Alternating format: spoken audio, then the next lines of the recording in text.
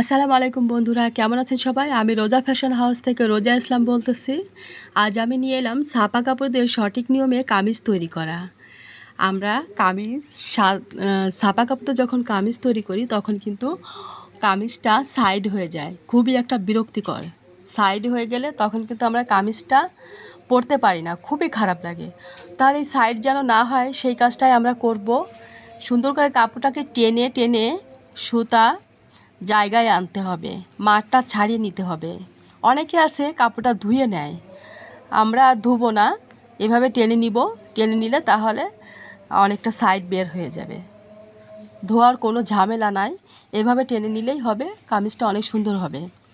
তাহলে টানার পরে যতটুকু কাপড় বের হবে সেটা আমি আপনাদেরকে দেখাবো। এই যে দেখাচ্ছি, এই দেখুন কতটা কাপড় বের হয়েছে। এই যে দেখছেন অনেকটা কাপড় বের হয়েছে। এই ভিডিওতে বোঝা যাচ্ছে না কতটা কাপড় বের হয়েছে, কালো কাপড় তো। যাই হোক, অনেকটা কাপড় বের হয়েছে। এটা কেটে ফেলে পরে কামিজ তৈরি করলে আর সাইড হবে না, কখনোই সাইড হবে না। আমি গ্যারান্টি দিয়ে বলতেছি, আপনারা এইভাবে কেটে দেখবেন, অনেক ভালো হবে।